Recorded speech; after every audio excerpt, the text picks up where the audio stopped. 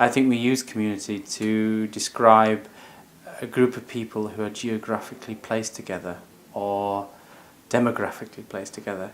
But from my experiences, those people that get referred to as a community, they're usually referred to as groups of people who might be struggling, and they just happen to live next door to someone, and they may have nothing in common and not share any values.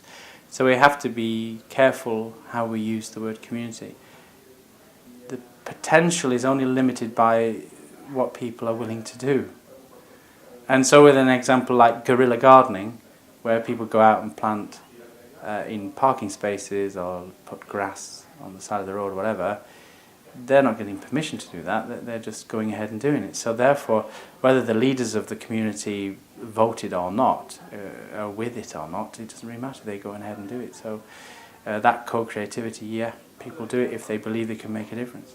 When I'm working in different communities or on different projects, I just see how clever and creative people are and how much willingness they have to change things, and I get extremely inspired by that.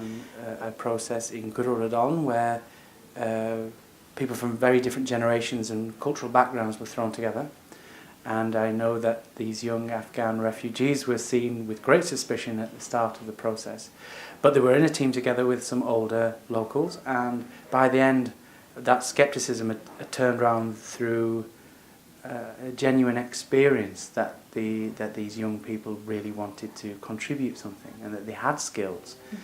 So sometimes it might be just a realization yourself that you have skills that you didn't know you had. So evaluation is very difficult, and I think we should spend money on research around what we evaluate. Not everything can be evaluated by money.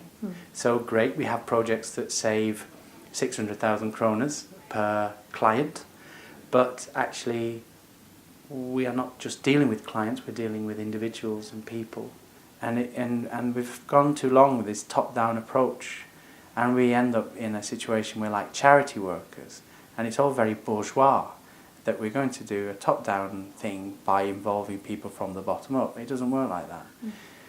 Inevitably, if you go into any situation, community, again there's that word, you will impact on it just by your very presence, as an ethnographer does or whatever.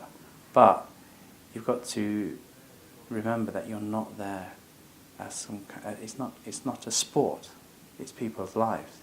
So I think you just need to be sure that you're humble and see the depth of the responses, even if they seem simplistic.